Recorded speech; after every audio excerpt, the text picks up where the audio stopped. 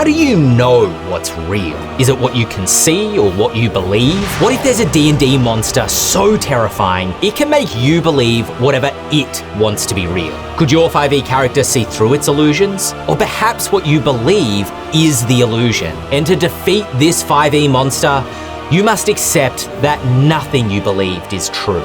My name is Ben Byrne, and this video will show you how to make an Aboleth Formidable in your D&D campaign.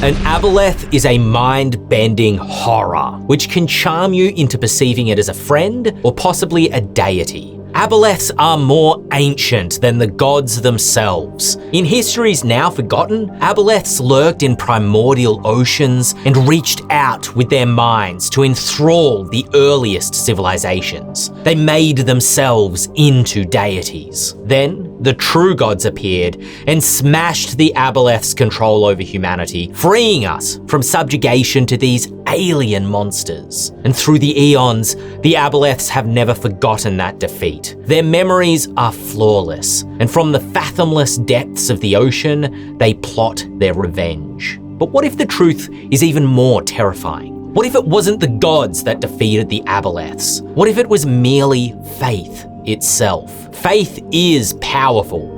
Believing in the divine with no real evidence that it actually exists. Faith gives humanity hope. It makes us difficult for monsters like Aboleths to control. An Aboleth dominates humanoids through worship. It exerts psychic control over the leaders of a population who then convince their community that the Aboleth is a deity. Faith is abhorrent to an Aboleth because it creates competition for mortal devotion. Why serve and worship the spooky fish in the bay if you have faith in the gods? But faith is also fragile.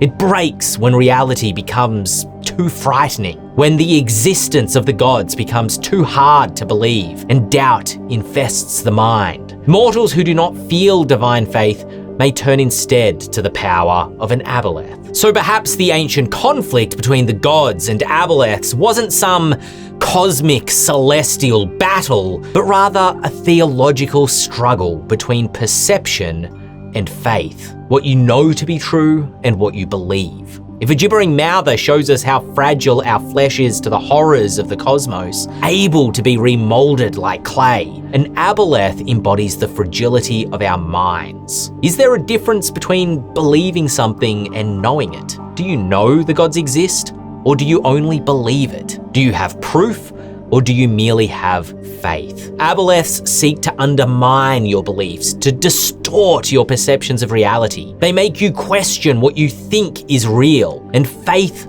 flickers when doubt creeps in. Maybe there are no gods. Maybe there are only Aboleths. Your campaign might center on a settlement named Gita. Gita could be an isolated village, or it could be a holy city where all religious texts and decrees are made. That depends on the needs of your campaign. Because in a traditional tabletop fantasy setting where the gods are very much present, an Aboleth's goal is to convince the characters and the common folk that it is a god. But in a dark fantasy setting like Grimhollow or Drakkenheim, perhaps the presence of an Aboleth makes your characters question whether the gods exist at all. Your characters may be passing through Gita, or you might be locals to the holy city. As the GM, you should make the gods worshipped in Gita match whichever gods your cleric or paladin choose as their patron. During the campaign, the party might return to Gita as a safe haven between adventures, a place to heal and recover resources. But slowly, your party begins to notice troubling things about the settlement.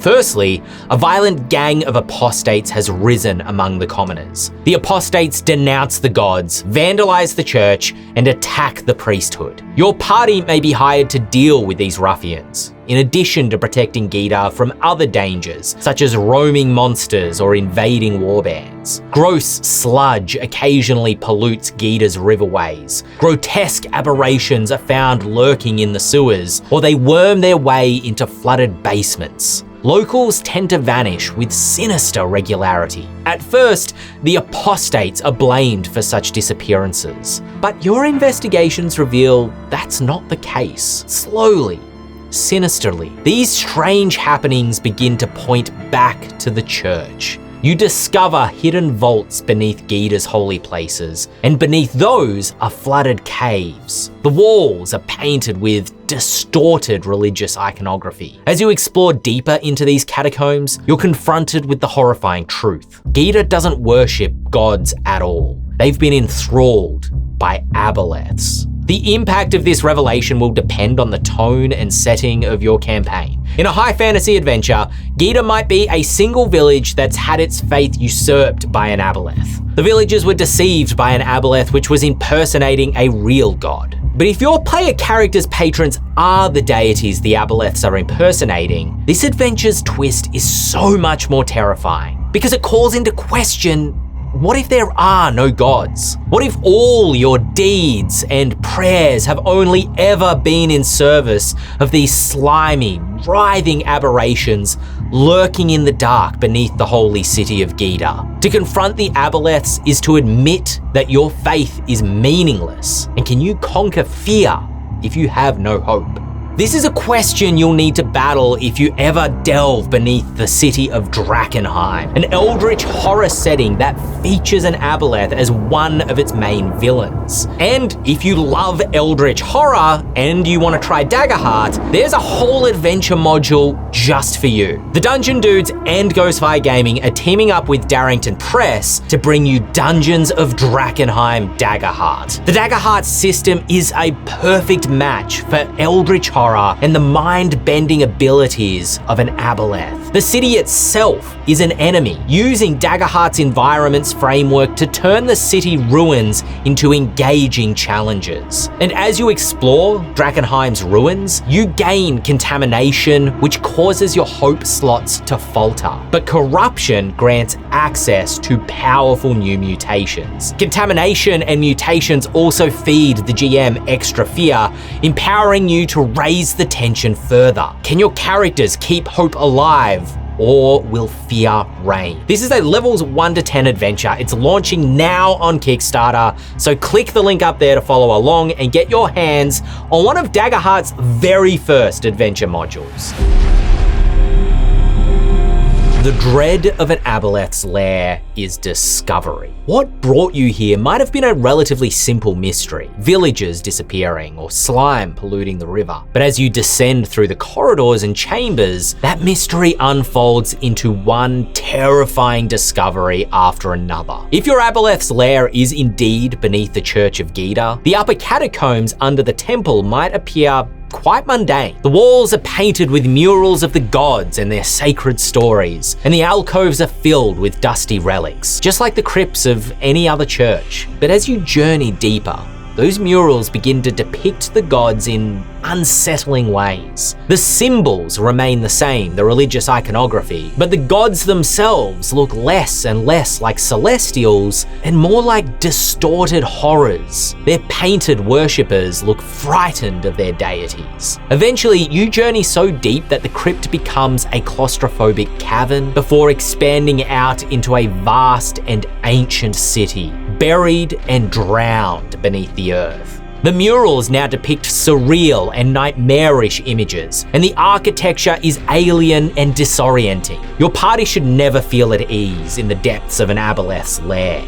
Use plenty of aberrant traps like clusters of scabrous barnacles with slithering tendrils that grapple, or foul pools filled with the aboleth's mucus cloud curse. There should be few safe spaces to long rest, lest you awaken to rushing water filling the chamber. And even if you do sleep, what strange nightmares will you have? See, an aboleth can cast project image anywhere in its lair. Admittedly, the spell says the projection looks like the aboleth, but that would give the game away too easily. Instead, allow the image to look like anyone or anything. The aboleth can speak through this image telepathically, and it learns the greatest desires of anyone it telepathically speaks to. An aboleth will absolutely use this ability to manipulate intruders into its lair, make them question what they believe by using their greatest desires against them. It may continue the facade of being a god, pretending to send holy visions to your cleric or paladin. Or the Aboleth might try to frighten or torment non-believers that come into its lair. Whatever happens, an Aboleth will avoid direct combat unless it has no other choice. For monsters of their reputation, they're not actually particularly deadly in a fight. Nevertheless, noises echo in the dark of its lair, because you're not down here alone.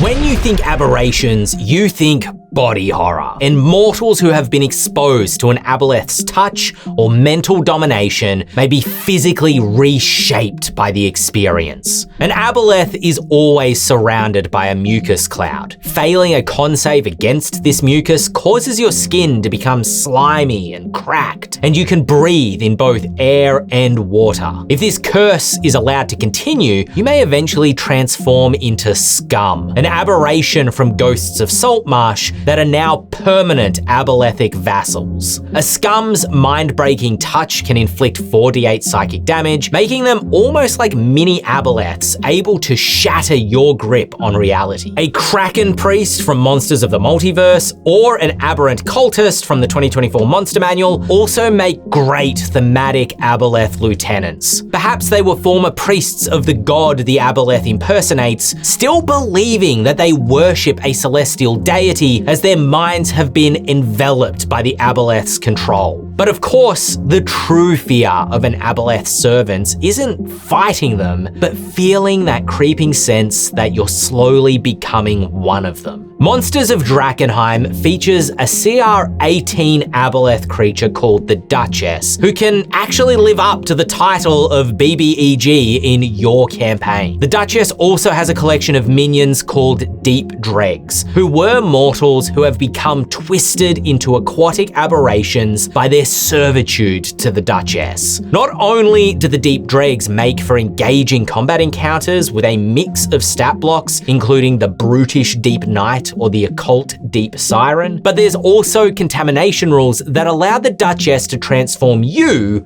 into a Deep Dreg as well. Because the Duchess's version of an Aboleth's Dominate ability doesn't just charm you, it can cause you to start swiftly mutating into a Deep Dreg. Encounters that inflict contamination could be scattered throughout the Aboleth's lair, representing how even being close to an Aboleth warps your body as well as your mind. This is an evolution of just using the Aboleth's base foul water lair feature. And perhaps the only way to defeat an Aboleth is to become at least somewhat contaminated by it. An Aboleth is an aquatic monster, so why would it ever fight your party on dry land? Yet providing a magic item to breathe underwater is a bit of a high fantasy convenience. Perhaps the Aboleth's mind bending convinces you these mutations are in fact a gift from your deity, but to remain mortal, you must slay the horror pretending to be a god. Of course, within Drakkenheim itself, contamination and eldritch mutation is not just tied to Aboleths or the Duchess. And if you want to learn more and are keen for an entire Daggerheart adventure module, you should click the link to check out Dungeons of Drakkenheim Daggerheart on Kickstarter. Or you should watch this video to find out why you should stop using aberrations in your tabletop RPG games altogether